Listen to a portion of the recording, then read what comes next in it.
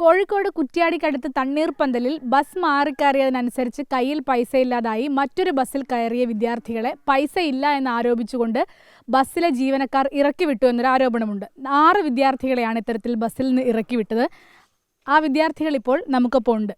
അതായത് നിങ്ങളുടെ കയ്യിൽ പൈസ ഉണ്ടായിരുന്നില്ല, മറ്റൊരു ബസ് മാറി കയറിപ്പോയതുകൊണ്ട് ആ പൈസ ആ ബസ് കൊടുത്തു, ഇറങ്ങിയപ്പോൾ വേറെ നിങ്ങളെ സ്വന്തം ബസ് കയറുമ്പം അതിൽ പൈസ ഇല്ലാത്തതുകൊണ്ട് നിങ്ങൾ ഇറക്കി വിട്ടു, അങ്ങനെയല്ലേ?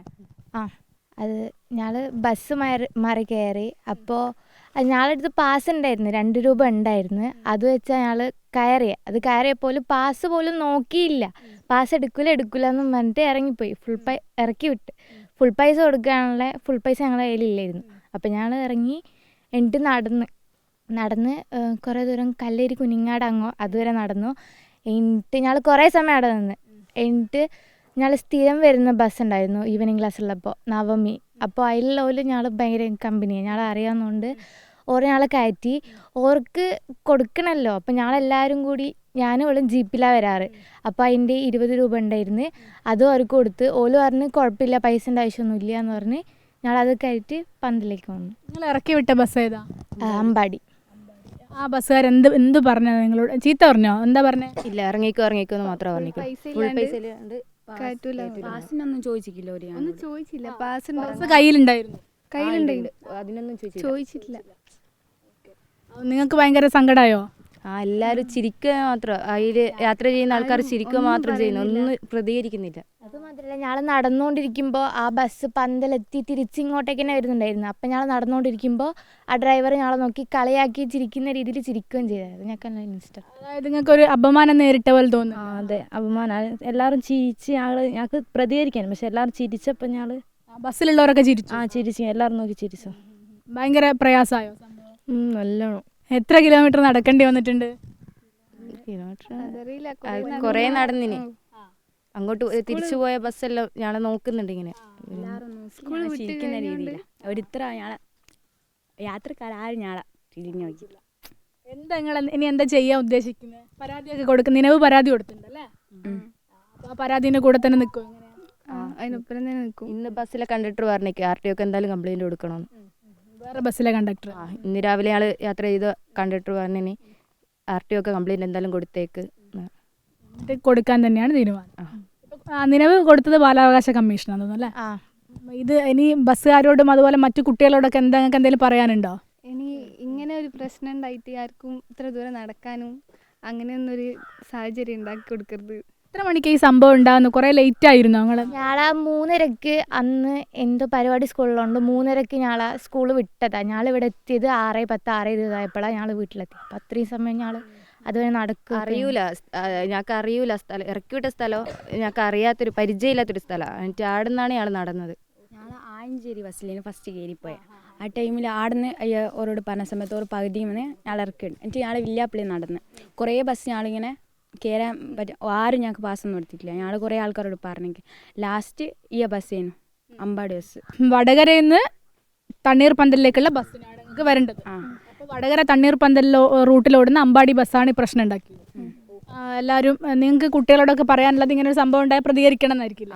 പ്രതികരിക്കണം, പക്ഷേങ്കിലോ യാത്രക്കാരും ഒന്നും കാണുന്നോലെങ്കിലും ഒന്ന് സപ്പോർട്ട് ചെയ്യണം.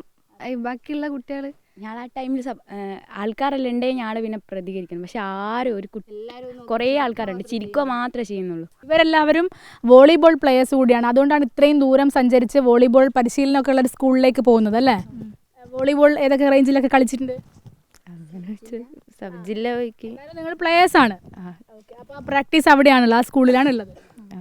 കുട്ടികൾ ഒരുപാട് വൈകിപ്പോയോ വീട്ടിലെത്താനൊക്കെ? അതെ, ഒരുപാട് വൈകിയെന്ന് വെച്ചാൽ ആ മഴയുള്ള ഒരു സമയമാണ്. നമ്മുടെ കാലാവസ്ഥാ നിരീക്ഷകരൊക്കെ ഈ യെല്ലോ അലർട്ടും ഒക്കെ പ്രഖ്യാപിച്ചൊരു സമയമായിരുന്നു. അപ്പോൾ ഞങ്ങൾ നേറി തന്നെയാണ് വീട്ടിലിരുന്നത്. പേടിച്ചു പോയോ കുട്ടികൾ എത്താൻ ലേറ്റ് ആയപ്പോൾ? അതെ, കുട്ടികളും പേടിച്ചിട്ടാണ് വന്നത്. അവർ സാധാരണ എത്താത്ത നേരമായതുകൊണ്ട് ഞങ്ങളും പേടിച്ചിട്ട് തന്നെയായിരുന്നു ഉണ്ടായിരുന്നത്. അപ്പോൾ ഇത് പരാതി കൊടുത്തത് കേരളത്തിലെ എല്ലാ വിദ്യാർത്ഥിനികൾക്കും വേണ്ടിയിട്ടാണ്, പ്രത്യേകിച്ച് പെൺകുട്ടികൾക്ക് വേണ്ടി. കാരണം ഇതൊരു ആവർത്തിക്കപ്പെടുന്ന ഒരു സംഭവമാണ്. ബസ് ജീവനക്കാർ കുട്ടികളോട് കാണിക്കുന്ന ക്രൂരത അത് ഇതോടുകൂടിയെങ്കിലും അവസാനിപ്പിക്കാനും ഈ കൺസെഷൻ എന്ന കാര്യത്തിൽ കുറച്ചുകൂടി ഒരു സുതാര്യത ഉണ്ടാക്കാനും വേണ്ടിയിട്ടുള്ള നടപടികൾ കൂടി ഉണ്ടാകേണ്ടിയിട്ടാണ് ഈ ഒരു പരാതി കൃത്യമായിട്ട് കൊടുത്തിട്ടുള്ളത്. ഇതിലിപ്പോൾ ഒരു മാനുഷിക പരിഗണന എന്ന് പറയുന്നുണ്ടല്ലോ, ബസ്സിൻ്റെ നിയമവും മറ്റേതൊന്നും അല്ലല്ലോ. ഒരു 5-6 പെൺകുട്ടികൾ ഒരു സന്ധ്യാസമയത്ത് 6-7 മണിക്ക്, ഇപ്പോൾ 6-6:05 ഇപ്പോൾ ഇരുടാവും. എല്ലാ ചില വീടുകളിൽ ആണുങ്ങളുണ്ടാവില്ല, അമ്മമാരെല്ലാം ഇങ്ങനെ പേടിച്ച് നിൽക്കുക. ഇപ്പോഴത്തെ പല വാർത്തകളും കേൾക്കുന്നത്, കുട്ടികളിങ്ങനെ വീട്ടിലെത്തുന്നില്ല. അപ്പോൾ അതിൻ്റെ ഒരു സാഹചര്യം ഈ ബസ് ജീവനക്കാരുണ്ടാക്കിയിട്ടുണ്ട്. അതിന് തക്കതായിട്ടുള്ള ശിക്ഷ കിട്ടണം. അതാണ് ഞാനൊരു പൊതുപ്രവർത്തകനാണ്, എൻ്റെ ഒരു അഭിപ്രായം. ഇതിൽ ഒരു 4 മണിക്കൂറോളം ലേറ്റായിട്ടാണ് വന്നത്. 1 കിലോ 5 കിലോമീറ്ററോളം നടന്നിട്ടും. അപ്പോൾ ഈ വോളിബോളിൻ്റെ ഇതുപോലെ ആണ്ട് വോളിബോളെല്ലാം കളിച്ച് ക്ഷീണിച്ച ഒരു സമയത്താണ് വന്നത്. അപ്പോൾ ഒരു ആവശ്യമായിട്ടാണ് വീട്ടിലെത്തി കഴിഞ്ഞത്. വീട്ടിലെത്തുന്ന 3 മണിക്ക് സ്കൂൾ വിട്ടത്, ഒരു 3/4 മണിക്കൂർ കൊണ്ട് വീട്ടിലെത്തേണ്ടതാണ്. അത് 7 മണിയായിക്ക് വീട്ടിലെത്തുമ്പോൾ അത്രയും സമയങ്ങൾ വീട്ടിലുള്ള രക്ഷിതാക്കളും ഭയന്നിട്ടാണ്, വിദ്യാർത്ഥികളും ഭയന്നിട്ടാണുള്ളത്. ഇതിന് തക്കതായ ഒരു നടപടി ഉണ്ടാകണം എന്നുള്ള ഒരു പ്രതീക്ഷയിലാണ്.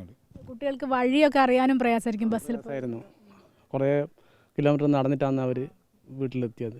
വീട്ടിലെത്തുമ്പോൾ തന്നെ അവർ നല്ല ടയേർഡായിട്ടുണ്ടായിരുന്നു. പിന്നെ ഇനിയൊരു ആർക്കും ഇങ്ങനെ ഒരു അവസ്ഥ വരാൻ പാടില്ല. ഏതായാലും നിനവും കൂട്ടുകാരുമാണ് ഈ ഉള്ളത്. ഇവർ ബാലാവകാശ കമ്മീഷനടക്കം പരാതി കൊടുത്തിട്ടുണ്ട്. RTOയ്ക്ക് പരാതി കൊടുക്കാനുള്ള ഒരുക്കത്തിലാണ്. ഏതായാലും വലിയ സംഭവം, അതായത് അവർക്ക് വലിയ പ്രയാസമുണ്ടാക്കുന്ന ഒരു സംഭവമാണ് ഉണ്ടായതെന്നാണ് പറയുന്നത്. ബസ്സിലുള്ളവരാരും സപ്പോർട്ട് ചെയ്തില്ല. മാത്രമല്ല ബസ് ജീവനക്കാർ വളരെ മോശമായി പെരുമാറി. ബസ് മാറിക്കയറിപ്പോയതുകൊണ്ട് ആ ബസ്സിൽ പൈസ കൊടുക്കേണ്ടി വരികയും കയ്യിൽ ബാക്കി പൈസ ഒന്നും ഇല്ലാതാവുകയും ചെയ്തതോടുകൂടിയാണ് സ്വന്തം റൂട്ടിലേക്കുള്ള ബസ്സിൽ കയറിയപ്പോൾ പൈസ കൊടുക്കാനാവുന്നത്. ആ കാര്യം പറഞ്ഞിരുന്നെങ്കിൽ പോലും ഇവിടെ ഇറങ്ങണമെന്ന് ആവശ്യപ്പെടുകയായിരുന്നു എന്നാണ് കുട്ടികൾ പറയുന്നത്.